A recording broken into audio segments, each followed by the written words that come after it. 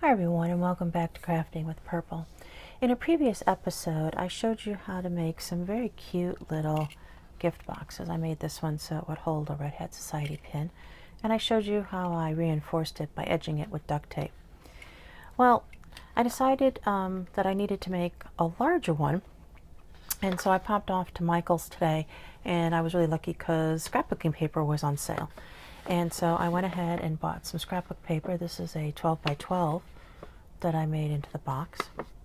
And I didn't want to reinforce it with duct tape, but I wanted it to hold its shape when the recipient opened the box. So I'm going to move these other things out of the way so I can get this back a little bit for you. So that when it opened, it didn't fall apart. Okay, so basically all I did was, for those of you that have watched the other video, is I just taped all the edges down. I still have a couple edges that I still need to clean up and fold down, and maybe add a little bit more glue. I used some double-sided sticky tape, double-sided adhesive, excuse me. But I went ahead and glued all these edges down on the top, and then I also went down and I glued all of the edges.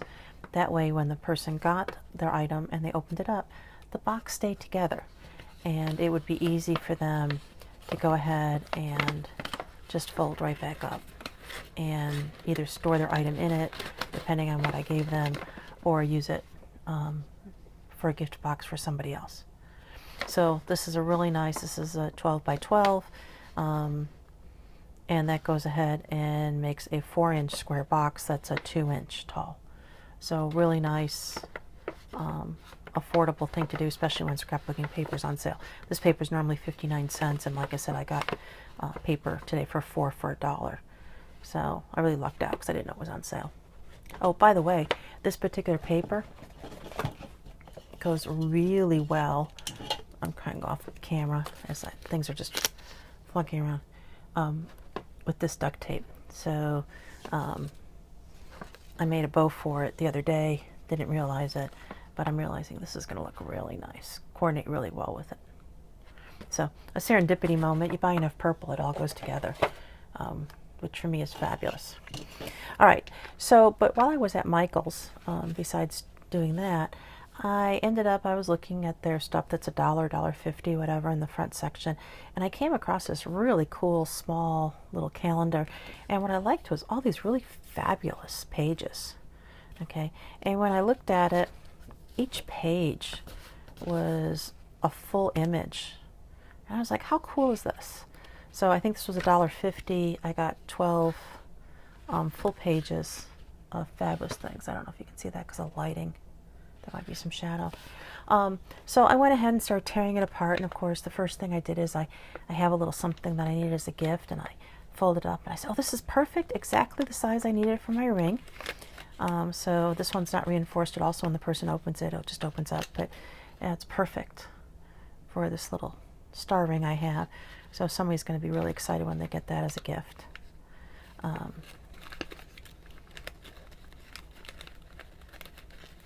Anyway, so I'll fold it right back up. Anyways, and of course it was just perfect for that. But the other thing I realized is that that would make fabulous gift bags. And I needed some little gift bags. This one has in it just a little star ornament, kind of a star theme going on, because one of my chapters is the Star Sisters. So I have all kinds of star things I wanted to give away. So, and that'd be perfect. And I can punch 2 holes in here with some ribbon, or I can just fold it over with this one. Actually, I'll turn it around this way because it has a really cool drink on the front. Fold it over with a sticker to hold it shut. But it'll make a really nice little wrapping for something, make it a little bit nicer. So this afternoon I just kind of went through and I started just making all kinds of gift bags. Here's some that I've got partway through. I just haven't done the gusseting of it yet. So I thought I'd show you how to make these gift bags. I'm not telling you to go out and buy calendars, but you have 2015 calendars that are expiring that may have gorgeous pictures, previous calendars, or maybe you're going to see them at the thrift store, magazines. So start taking a look and say, you know, can I cut that apart? Is there some really cool patterns for me to use? I'm going to go ahead and clear off my table here because it's gotten kind of messy, and I'm going to use just a piece of yellow origami paper. Now this happens to be a square, because that's just what it is, but a rectangle works just fine. So any four-sided sheet will do, rectangle or square. Okay, and this is one of those that requires no measuring unless you really need a bag of a certain size. And then in that case, you're going to need to measure a little bit and try to figure out how wide the bag needs to be and what kind of gusset size and all that, and do some measuring and calculating when I don't like to calculate. So I just wanted to make some random bags, and then I'll have what I need when I need it. So what do we do?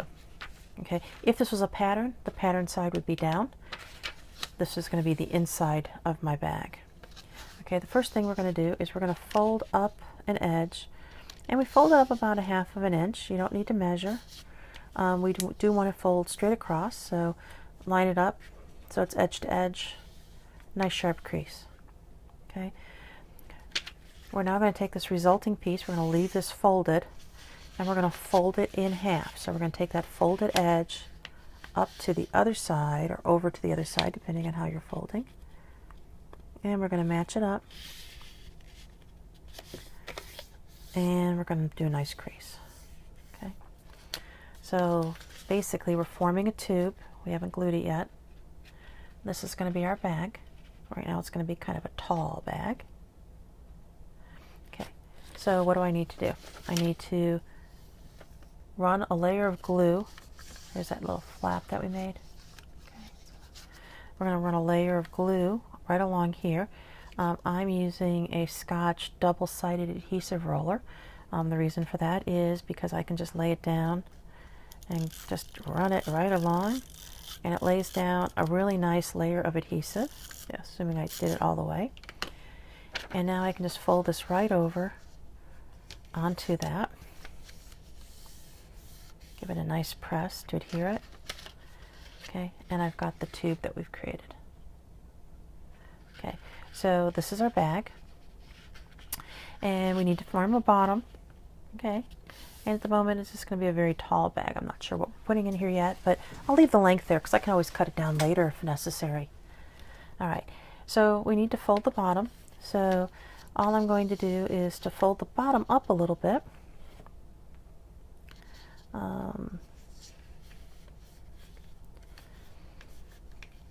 Okay, so that's all I did, is I just folded up the bottom.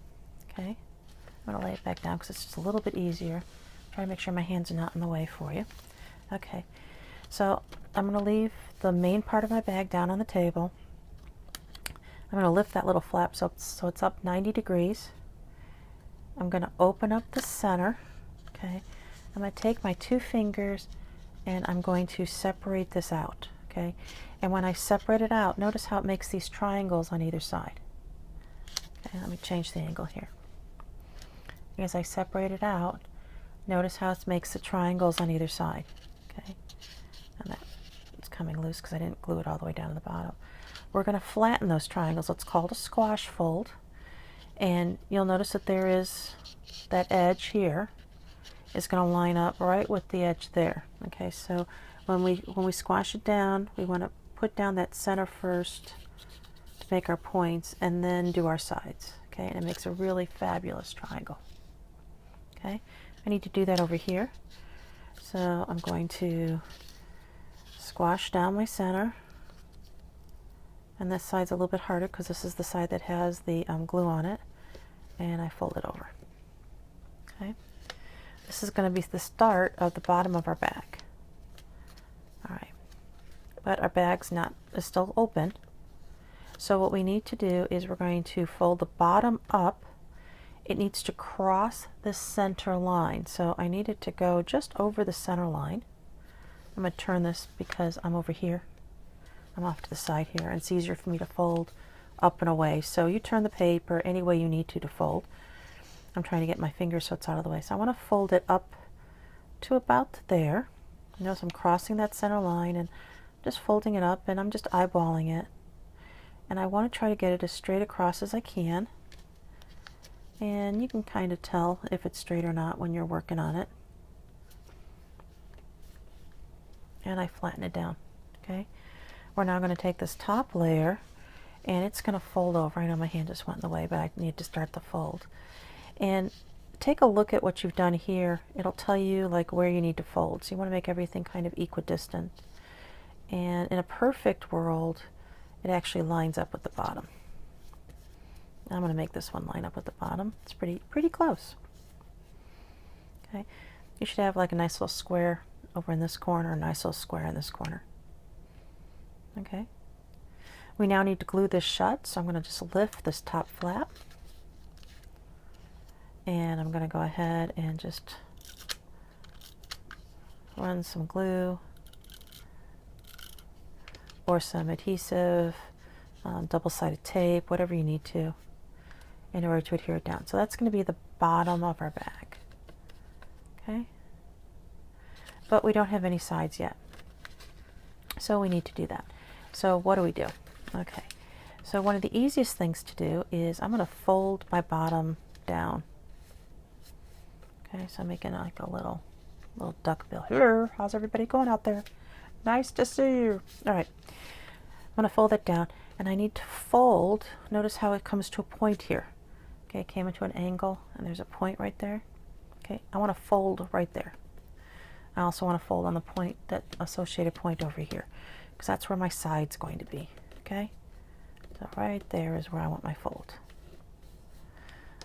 And of course over here, same thing, right at that point. Okay,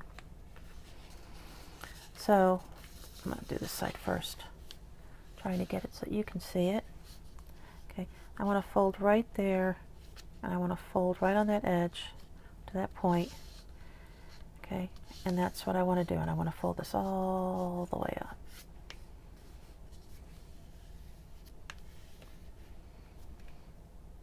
Okay, and then we need to do that on this side as well. I'll leave it oriented this way so that you guys can see.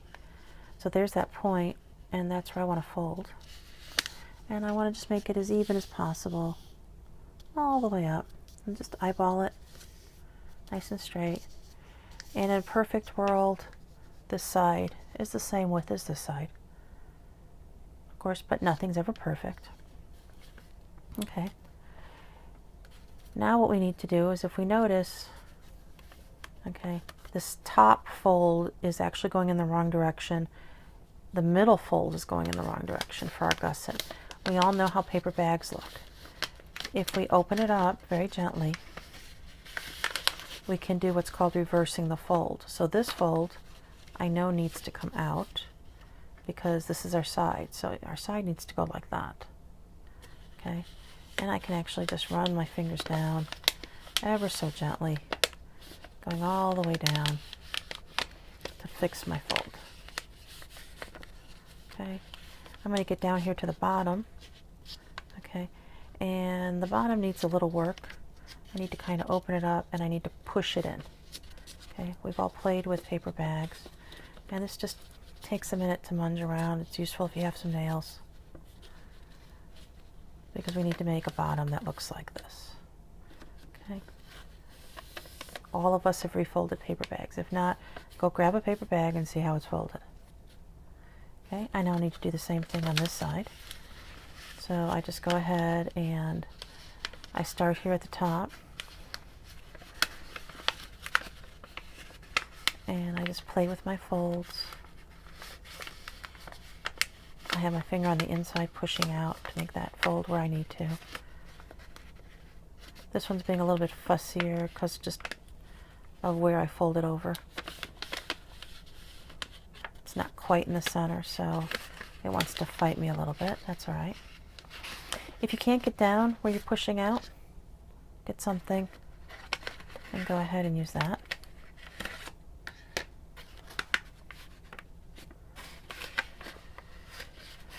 Sometimes if you pull the paper a little bit, that'll help. Okay, try not to tear it. Just kind of pull it. I want that center to go down in. Okay, and again I have to munge my bottom just a little bit. Push that up. Okay, and now we have our gift bag. Now this one happens to be pretty tall. I can leave it this length. It's tall and narrow. Okay, or I could cut it down if I wanted to. I could hole punch it. I can do some accordion pleating at the top if I wanted to, which would be really cute. I'll show you a nice little trick. If you accordion pleat a bag knife like this, that's really nice and long.